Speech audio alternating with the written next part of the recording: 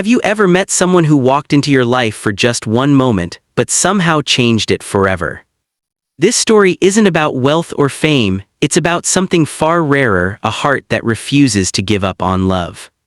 So don't blink, because what you're about to hear might just restore your faith in kindness, destiny, and the quiet miracles that happen in dusty garages when no one's watching.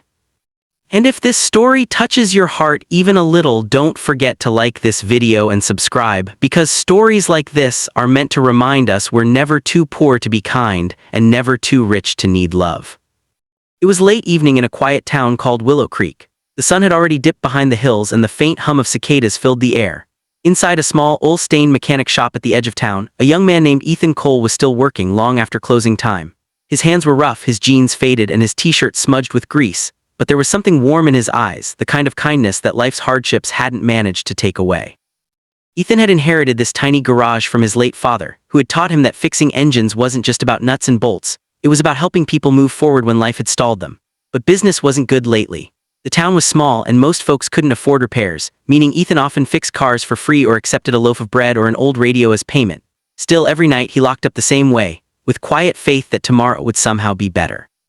That night, as he was closing the shop door, he heard it, an engine sputtering outside, followed by a frustrated groan. He looked up to see a sleek black motorcycle pulled over on the roadside, steam rising from its hood, and next to it stood a woman. She wasn't like anyone Ethan had seen before, tall, slender, maybe in her late 20s. She wore a black leather jacket, ripped jeans, and dusty boots. Her long brown hair fell loose around her shoulders, glinting under the streetlight. There was something fierce in her eyes, but also something lost, like she'd been running from something she couldn't escape. "Need some help?" Ethan called out, wiping his hands on a rag. She turned to him, hesitated, then gave a small nod. "Yeah, my bike just died on me. I've been riding all day and now she won't even start." Ethan smiled gently. "Bring her in, let's see what we can do." The woman wheeled her motorcycle into the shop.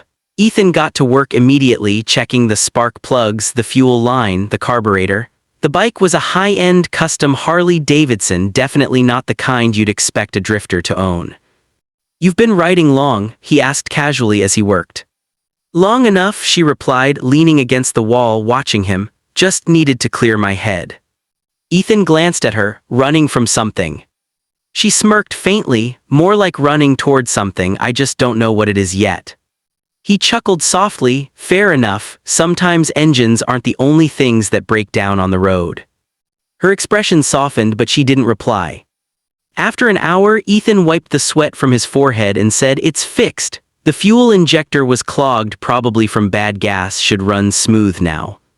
She smiled, a rare, genuine smile. "Thank you, how much do I owe you?" Ethan shrugged. "Just promise you'll drive safe, that's payment enough." She looked at him in disbelief. "You're serious?" He nodded. "You needed help, I helped, simple as that." For a moment, she just stared at him as if trying to understand what kind of man turned down easy money. Then she said softly, "You're a strange one, Ethan." He laughed. "I get that a lot." She introduced herself as Lena. "Just Lena," she said, extending her hand. He shook it, not knowing that the woman standing before him was Lena Harrington, the heiress to the Harrington global empire, a multi-billion-dollar conglomerate. That night, Lena didn't leave. The rain started pouring outside, and Ethan offered her his small spare room at the back of the garage. "It's not fancy," he said, "but it's dry." She accepted with a quiet thank you. The next morning, Lena woke to the smell of coffee and pancakes. Ethan had made breakfast, humming softly as he worked. She couldn't remember the last time anyone had done something so simple for her. Back in her world, everything was about business meetings, bodyguards, and fake smiles. But here, there was no judgment, no expectations. For the first time in years, Lena felt human. Over the next few days, Lena stayed in town while waiting for her bike's part replacement. She started helping Ethan around the shop, answering phone calls, sweeping floors, handing him tools. It felt strangely grounding. They talked a lot about dreams, about regrets. Ethan told her about his mother who left when he was 10 and how he'd stayed behind to care for his sick father until the end.